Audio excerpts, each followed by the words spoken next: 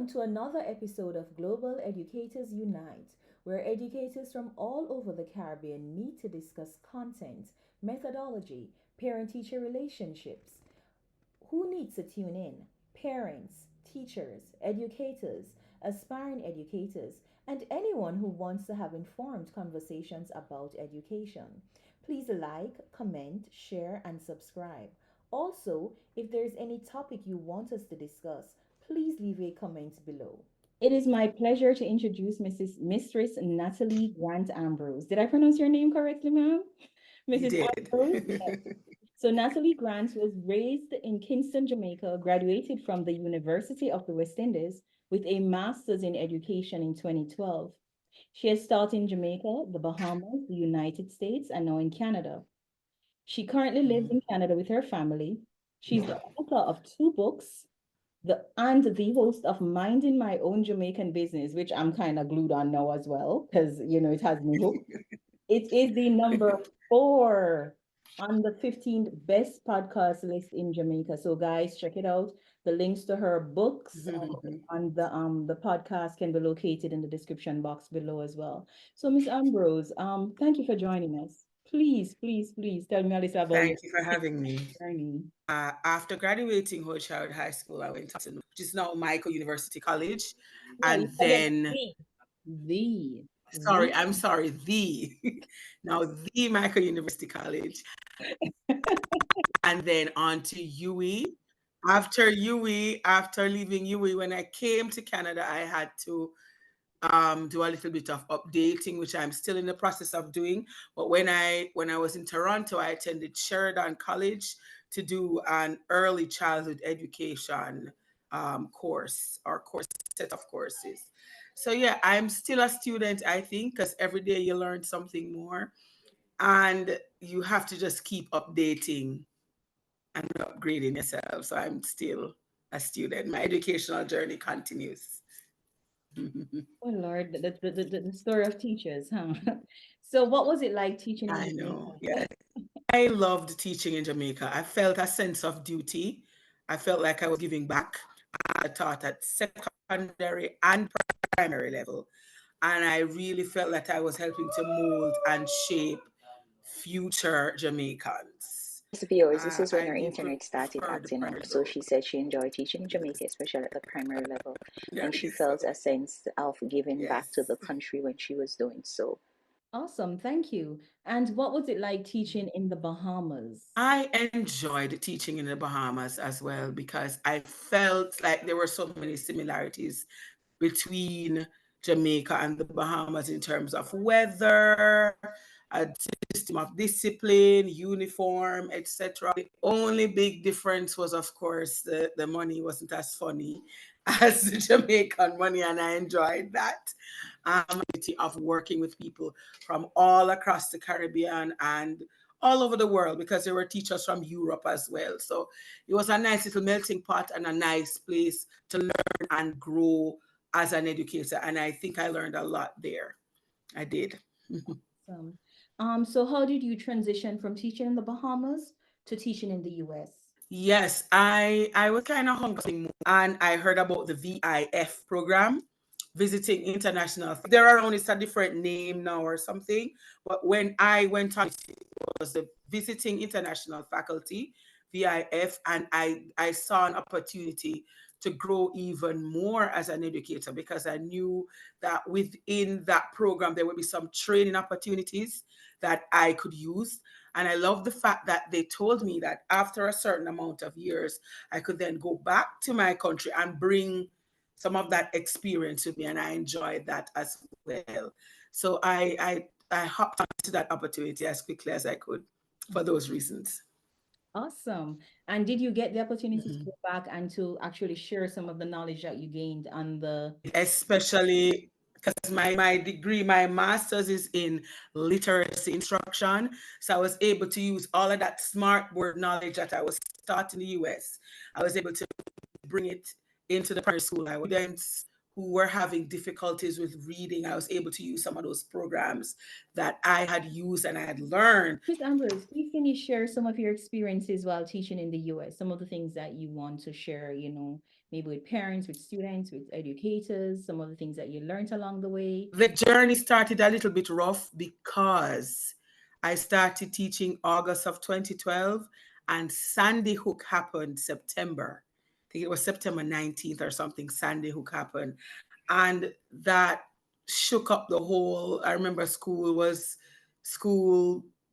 the students were sent home early. The flag was at half mast. There was a meeting in the staff room. People were crying. It was a very rough start to my journey there. Other teachers from China and other places, they actually went back to their country after Sandy Hook, and I said, "Oh Lord," I started to feel fearful, and I said, "Lord, should I go back?" But I had already resigned in the Bahamas. I had already turned the door. I couldn't go back because I'd already told them I was leaving, and but I was so afraid. Sandy Hook scared me, and it scared other teachers who had just started as well with me. I remember as a group of teachers together, we said, we have to continue. We can't give up. We have to keep going because this is not the first time this has happened. And we started to talk about other incidences that we had heard when we weren't in the US. And so we decided we would continue on. So the journey started rough, but as the year progressed, I started to feel a little bit more secure in myself.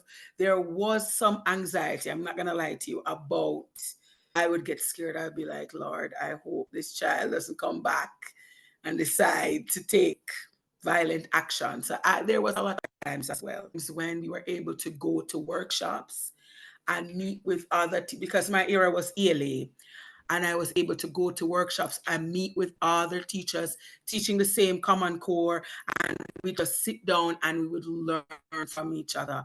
And I share, because in Jamaica you're kind of by yourself. You sit down and you're alone doing your lesson planning, but I loved that group. And I did a lot of that in the US, just planning as a group, how we're gonna show that same concept in science, in social studies as a group, and plan that lesson. There were some fearful moments. There were also some excellent learning opportunities and workshopping opportunities. Awesome. I love the fact that you got to cross curriculum as well, because in your field that you're in now, you have to do a lot of Yes. cross curricular, right? Yeah. So, that was the introduction. Yes. Love it, love it, love it. Right. Sharing that. Mhm. So, this is the burning question. What made you decide to go to Canada? Because, Well, some of the same thing that I was talking about in the US. When I was there, it was just me. I didn't have a family with me, and a lot of teachers going now, they have their families with them, but it was just me, one girl, and I was so, that part of that social aspect. I really felt alone, but my brother was over there in Toronto, and whenever I would talk to him, he'd say, come across, see if you can come across, and then you'd have some family members with you. So community. that's the main reason why I sought to completion. Everything was going early, and I needed, I needed You something needed to a have for community, my you needed social. your community, you needed your family. Brother was there, my aunties were there, and I was able to find community with them in Toronto. That's awesome. All right. So, describe the certification process for Canada, because everywhere teachers go, you have to get Yeah. tons of paperwork when it comes. Yeah, well, the certification process for Canada is extensive, especially for those who are internationally trained. So you have to, the easiest way to do it is to use So here she was talking about GCE West. It's a WES. I hope I'm not certification giving a program that free she advertisement. It's WES, and you apply through them, and basically they get your transcripts from whatever country you're coming from.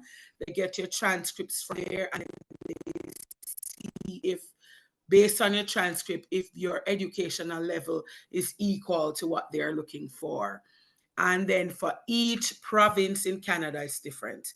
Like Ontario, they have that's the largest amount of Caribbean immigrants are in Ontario. Most people When they come to Canada, they go to Ontario, Toronto, specific classroom in Ontario. Other provinces is a little different.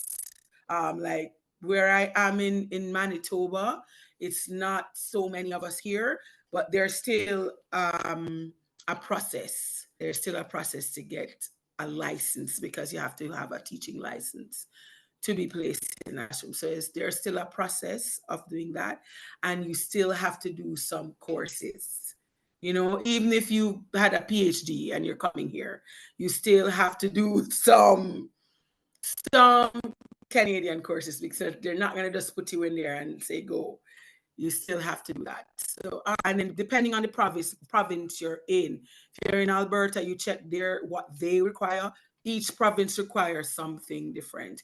I know, like in places like Yellowknife, which is like cold most of the year. Like if you blink, you miss the summer there. But they are always asking for teachers to come because how cold their area is, and they don't have many people born here actually going there. So they always invite people, but yet they still have their steps. Once you go through all the steps and the hoops, good times. You have to go through a process. Good times, but it's a process, Yeah. super long process. Wow. How do you handle situations with problematic parents? I don't have to deal with parents because I'm an EAA and I just deal with the students and the teachers. And because I mostly deal with kindergarten, and it is fun dealing with kindergarten. They're so sweet, little angels. They want to give you candy and hugs, and it's just so nice dealing with Could you tell us, kindergarten. for some of the viewers who don't know, could you tell us the meaning of EAA? What that abbreviation? Okay. You basically work with students one, especially students who are on the autism spectrum, students who have like issues, and students who may have ADHD. So you work with them and you help them to eat whatever tasks need to be done, you help them to stay on track, things like that. You have two levels. You have EAA and you have actually someone who helps children who aren't like having like potty training issues. The EAC would go with them and really just help them to function throughout the day. And we have them every level of the educational system here in Manitoba. So you have them at the elementary level, have them at middle school, and you have them at high school to help students function, especially students who are on the spectrum are there for them.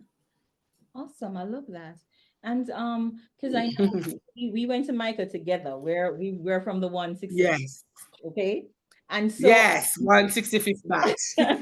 how did you end up in early childhood education? Because I know we did secondary. So how did you end up in early childhood? I got to Toronto, I was working with one young man who had autism, was diagnosed with autism. And I was working with this one young man, but I was working in the school, and I fell in love with the idea of just working with children on the spectrum and helping them to function. And then there was a course outlined for it. I applied, I got in, and I did this course. So I start working with them from 5 years old up, and to help them function and get into the school and meet the goals, their learning goals and their learning needs. In 4 different countries. Can you compare your experiences in any of the countries, and which one did you enjoy teaching in the most? I am going to say Jamaica because I always felt like I was doing something for my country. There's a part of me that always felt like, yes, everything I do for these students, I'm doing it to make my country a better place. So even though I've had experiences in other places, there was nothing to me like watching students start off low and improved. And you can say, yes, I did something to help this child. And one day this child is going to do something to help Jamaica. So I have to say Jamaica because of that. I always felt a strong sense of duty. And sometimes there's a little bit of guilt I feel because I'm like, I'm not there serving. I'm not there. How can I give back? How can I contribute? Because at the end of the day, as Jamaicans, I think we really want Jamaica to, in every way. Not only I'm going back to my country and I feel safe. Yeah, and it basically is So like you're going that's back to kind what of you know. You're going back to what you know, familiarity. yes, And right. when you There go you home, you walk on the street, you see somebody you know, your people, yeah. familiarity. Yeah. They never got some of my nuances when I would say throw something in the rubbish. The kids look at me and go, "What do you mean? What's rubbish?" And then I try to remember, I go, "Oh, I mean garbage can The or garbage. trash Yeah. can," because all the little nuances. Yeah, there you go, and so they and things would flow so nicely. So at the end of the my favorite time was with my little primary school children in Jamaica. Really loved them.